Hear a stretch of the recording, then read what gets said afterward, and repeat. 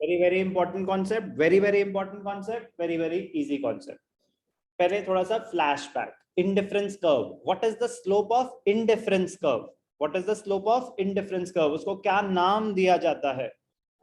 MRS, very good. Marginal rate of substitution. It is because of the diminishing marginal rate of substitution that the indifference curve has a convex shape. Diminishing marginal rate of substitution, diminishing slope. MRS decreases, therefore slope decreases, therefore the convex shape of indifference curve. What was MRS? MRS is the rate at which the consumer was willing to sacrifice units of good Y for an additional unit of good X. Units of good Y that a consumer is willing, वहां थी willingness indifference curve में और MRS में। अब यहाँ पे है prices, यहाँ पे है prices। कॉन्सेप्ट से पहले ही सुन के ही खत्म कर लेते हैं। यहाँ पे है प्राइसेस, तो चलो प्राइसेस की बात करते हैं। आपके पास दो ऑप्शन है, पेन और पेंसिल। पेन है लेट अस अज्यूम 20 रुपए का और पेंसिल है 5 रुपए की। पेन है 20 रुपए का, पेंसिल है 5 रुपए की। एक पेन के लिए गौतम, एक पेन के लिए आपको कितनी पेंसिल सैक्रिफाइस करनी पड़ेंगी depending on the market price? एक पेन के लिए आपको कितनी पेंसिल सैक्रिफाइस करनी पड़ेंगी depending on the market prices of both the commodities? Very good, 4। एक पेन आ गया आपके पास। एक और पेन के लिए, सेकंड पेन के लिए और कितनी पेंसिल सैक्रिफाइस करनी पड़ेंगी? 4। थर्ड पेन के लिए कितनी सैक्रिफाइस करनी पड़ेंगी?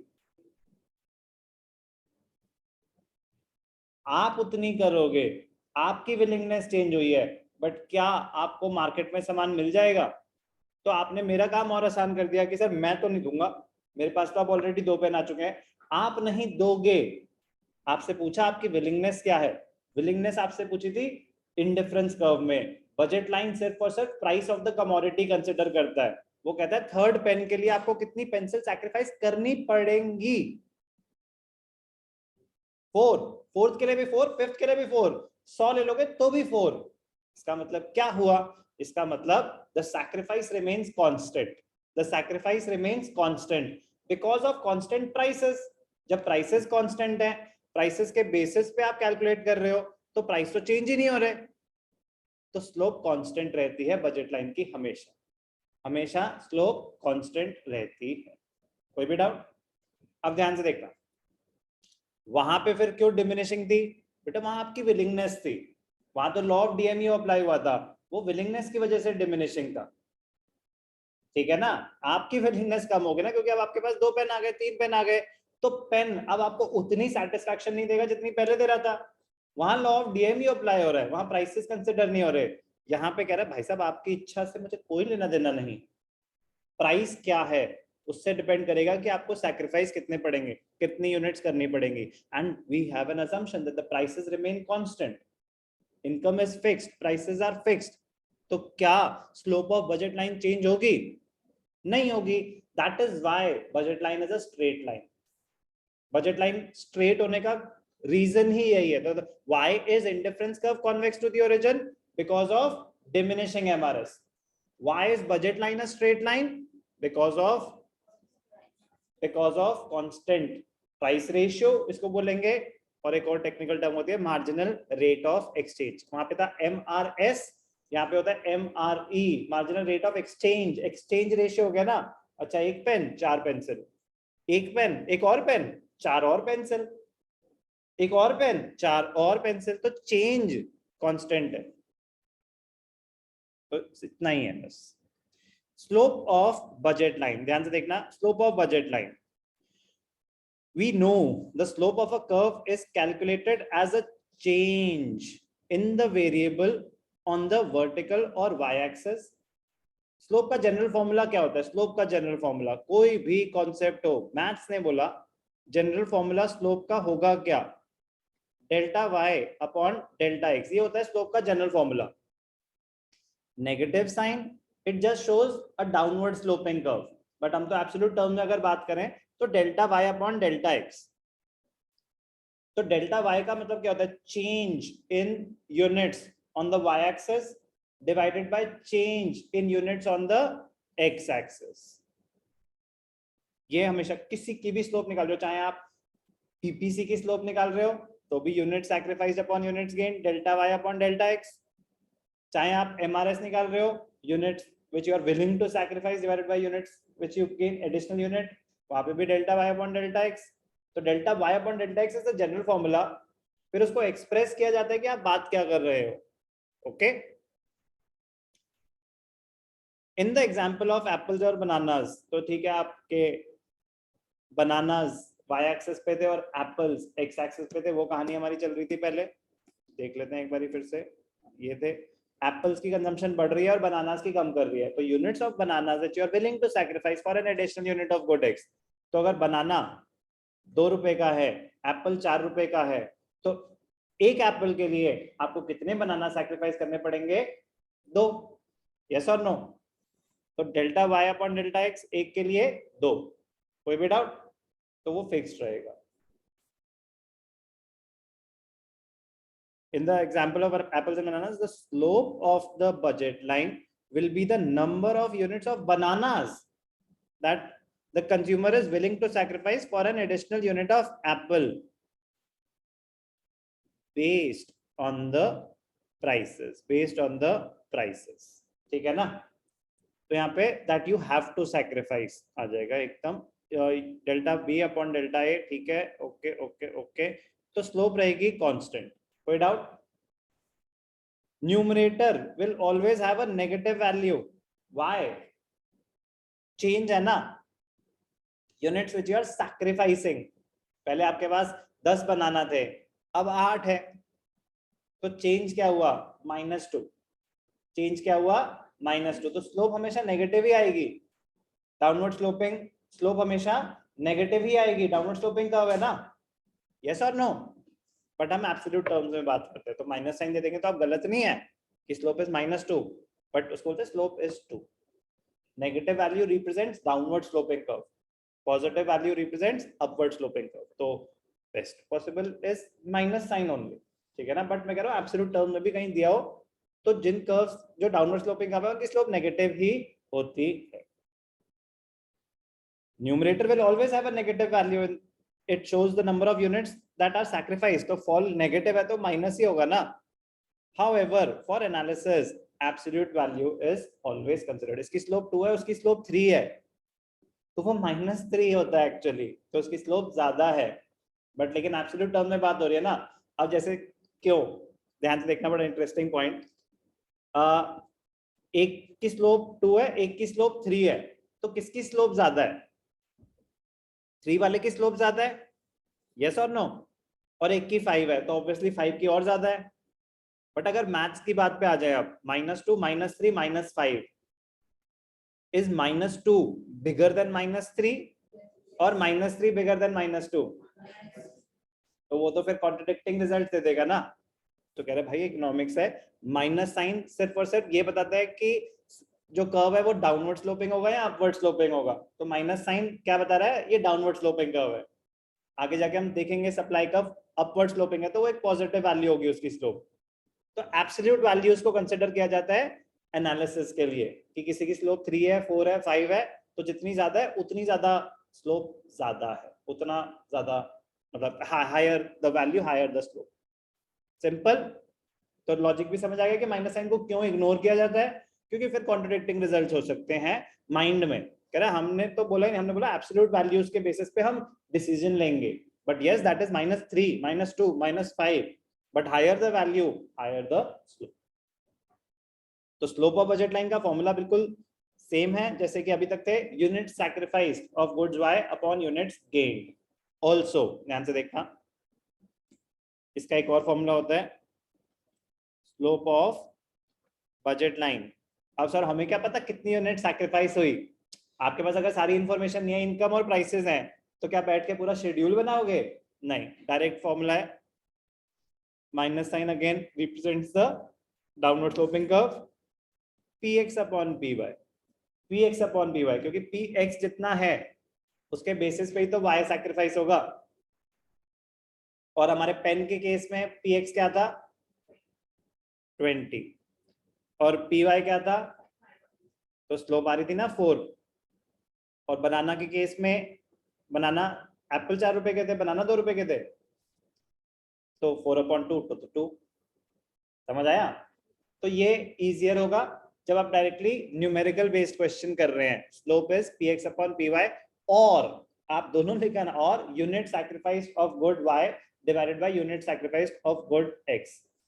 आप जब मैथमेटिकली करेंगे तो आपको खुद दिख जाएगा कि आंसर आप इसी के बेसिस पे निकाल पा रहे हैं, क्योंकि यूनिट सैक्रिफाइस तो आपको तब दिखेंगे ना जब आपके सामने शेड्यूल हो कि अच्छा इससे इस पे गए, इससे इस पे गए, तो यूनिट सैक्रिफाइस दिख रही है। अदरवाइज मैंने आपसे पूछा, अभी आपसे क्वेश्चन पूछा अगर मैंने गौतम कि पेन अगर 20 रुपए का है, पेंसिल अगर 4 रुपए की, 5 रुपए की है, तो कितनी पेंसिल सैक्रिफाइस करनी पड़ेंगी? हाँ 4 तो ठीक है, बिल्कुल सही है। तो आपने वो कैलकुलेट कैसे करा? 20 डिवाइडेड बाय 5 ही तो करा होगा। अच्छा 20 रुपए का है 5, तो 20 डिवाइडेड बाय 5 4 होगा। तो आपने तो यही अप्लाई करा, फॉर्मूला यही है, ठीक है ना? बट वो दोनों बातें सेम निकलेंगी कि delta Y upon delta X और P X upon P Y will give you the same result. तो P X upon P Y का लॉजिक समझ आया? स्लोप ऑफ बजट लाइन का लॉजिक समझ आया? कोई डाउट? इंपॉर्टेंट कॉन्सेप्ट है स्लोप ऑफ बजट लाइन। ध्यान से देखना, continuation of the same concept. Slope of budget line is denoted by the market rate of exchange. तो slope of budget line is also known as MRE, marginal rate of exchange, or the market rate of exchange. So MRE is the rate at which one good is sacrificed in the market to obtain extra unit of the other good. Unit sacrifice upon units gained. MRE or the slope of budget line is also equal to the price ratio, जो मैंने आपको भी बताया, price ratio of two goods. Price ratio is the price of good on the x-axis divided by the price of good on the y-axis. Why is this so important? Because अभी तक आप जितनी भी बातें कर रहे थे तो आपको लगता था न्यूमरेटर में y-axis और डिनोमिनेटर में x-axis। हमेशा ही हुआ ना, delta y upon delta x, delta y upon delta x, delta y upon delta x, चाहे वो पीपीसी था, चाहे वो इंडिफरेंस कर्व था, चाहे वो बजट लाइन थी। स्लोप का फॉर्मूला ही जब यही है delta Y upon delta X, तो आप लोगे भी वही कह रहे। लेकिन यहां पे P X upon P Y price ratio, slope of budget line is also equal to, it is not the same thing, it will give you the same result, it will give you the same result. MRE is the slope of budget line, okay, but it will always be equal to the price ratio, it will always be equal to the price ratio. तो price ratio से slope calculate करना बहुत easy होगा आपके लिए। अगर आपके पास schedule ही नहीं है तो चेंज कहां से आपको पता चलेंगे? आपको क्या पता कितनी यूनिट्स, मैंने आपको तो ये भी नहीं बताया कि पहले कितनी यूनिट्स कंज्यूम कर रहा था, अब कितनी कर रहा हूं। चेंज तो तब निकालोगे ना कि गुड एक्स 2 से 3 हुआ तो गुड वाई 10 से 4 हुआ या कुछ भी हुआ। तो जब मैं आपको ऐसे बताऊंगा तब आप चेंज निकाल पाओगे। मैंने तो बताया ही नहीं, मैंने तो आपको प्राइसेस बताए थे। तो आपने मुझे स्लोप कहां से कैलकुलेट करके दी? चेंज इन कंजम्पशन से या प्राइसेस से? तो आपने तो अननोइंगली वही फॉर्मूला अप्लाई करा था। कह रहे करना भी वही है, करना भी वही है। तो हम concept wise slope of budget line को बोलते हैं unit sacrifice upon unit gain, but it is equal to the price ratio only. Price ratio से ही डिराइव होता है कि आपको कितनी यूनिट सैक्रिफाइस करनी है। ओके, तो P X upon P one important है बहुत ज्यादा। Why the slope of budget line is represented by the price ratio? A point on the budget line indicates a bundle which the consumer can purchase by spending his entire income. कि अगर आप पूरी की पूरी budget line पे अगर आप हो तो आप अपनी पूरी इनकम स्पेंड कर रहे हो। So if the consumer wants to have one more unit of good X or good 1, then he will have to give up some amount of good 2, because if you are already on the budget line, इसका मतलब you are already spending your entire income. Now if you want to increase the consumption of one good, you don't have any income left, you have to sacrifice the some units of the other good. तो वो, and how many units do you need to sacrifice for one more unit of the other good? It depends on the price of the other good. Logic समझ आया? The number of bananas needed to be given up to gain one apple depends on the price of apples. The number of pencils which you have to sacrifice to buy one more unit of pen, it depends on the price of the pen. तो इसीलिए budget line, the slope is represented by the price ratio. तो बहुत हो गई बातें. So it is rightly said that the price ratio indicates the slope of budget line. It indicates the slope of budget line. कोई भी doubt? तो अगर question आता है what is the slope of budget line, it is the price ratio, also equal to the marginal rate of exchange or the market rate of exchange. Market rate of exchange he price ratio है. सब same बातें कर रहे हैं, सब same बातें कर रहे हैं. What is the slope of budget line? What is the slope of budget line? अगर ऐसा क्वेश्चन आएगा तो आपको फॉर्मूला बताना है. px upon py, price ratio, और उसके नीचे लिख सकते हैं unit sacrifice of good y, good b divided by units gained of good x. Okay, कोई doubt? But slope of budget line will be expressed as the price ratio. Sir, अगर px py से कम है, like px is 5 and py is 10, तो decimals में आएगा. Slope can be less than that. Slope can be, नहीं, slope calculate हो गई ना, स्लोप कैलकुलेट हो गई. अब वो न्यूमेरिकली आपको ऐसे नहीं देंगे तो ये ना, अच्छा तो फिर दो आ जाएंगे एक को एक सैक्रिफाइस करके, तो थ्योरेटिकली कैलकुलेशन तो होगी ना हाफ ऑफ दैट. अब जैसे फॉर एग्जाम्पल ले लेते हैं कि पाउंड 100 रुपए का है और डॉलर 50 रुपीज का है, तो $1 के लिए कितना पाउंड सैक्रिफाइस करने पड़ेंगे? $1 के लिए कितने पाउंड सैक्रिफाइस करने पड़ेंगे? हाफ. तो आ सकता है ना सैक्रिफाइस हाफ, वो कैलकुलेशन है. हाफ कैसे? अब उसमें तो 50 सेंट्स हो सकते हैं, 50 पेंस हो सकते हैं, बट कुछ चीजें ना जो डिवाइड नहीं हो सकती, कह रहे फिर आपको 2 मिलेंगे इसके बदले. ठीक है ना? तो वो थियोरेटिकली होता है कि पर यूनिट कैलकुलेशन, वो कैलकुलेशन होती है. जरूरी थोड़ी ना कि उस पॉइंट पे आप उस चीज को एग्जीक्यूट कर पाओ, तो वो डबल्स में हो जाएगा, उससे फर्क नहीं पड़ता. क्योंकि px, अब क्वेश्चन है कि px अपॉन py क्यों ले रहे हैं? बिकॉज हम क्या शो कर रहे हैं कि अगर गुड y से गुड x पे जा रहे हैं तो कितना सैक्रिफाइस करना पड़ेगा. हमारी मूवमेंट पूरी डिपिक्शन ही वही है कि हम यहां से यहां जा रहे हैं. हम जब यहाँ पे हैं गुड y, इंटरेस्टिंग क्वेश्चन कि px अपॉन py क्यों? क्योंकि आपका स्टार्टिंग पॉइंट क्या है? You are consuming only good y, ऊपर है ना स्टार्टिंग पॉइंट, तो आपके पास x है ही नहीं. तो आप, यही तो कहानी पूरी स्टार्ट ही होती है, पीपीसी में भी आईसी में भी, ऊपर है ना स्टार्टिंग पॉइंट, कि आपके पास गुड एक्स तो है नहीं. अब एक गुड एक्स के लिए कितने गुड वाई सैक्रिफाइस करने पड़ेंगे, वो तो गुड एक्स के प्राइस पे ही डिपेंड करेगा ना. समझ आ गया ना? क्योंकि हमारी मूवमेंट क्या है, from left to the right. जितने भी कर्व्स हम कर रहे हैं उसमें हमारी मूवमेंट क्या है, from left to the right. तो सारे एनालिसिस उस बेसिस पे ही होते हैं. राइट टू द लेफ्ट नहीं होता ना कब, लेफ्ट टू द राइट. तो मूवमेंट ही ऐसी है कि आपके पास एक्स नहीं है तो एक्स की ही कंजम्पशन बढ़ाओगे ना. आप ऑलरेडी अपनी पूरी इनकम वाई पे स्पेंड कर रहे हो. समझ आई बात? कोई doubt? Good question. Moreover, price ratio remains constant throughout because px and py, because of px and py, on the basis of which delta x and delta y are calculated. They will be constant throughout. The sacrifice which you have to make will be the same because the prices are the same. कोई भी doubt? Clear? Slope of budget line.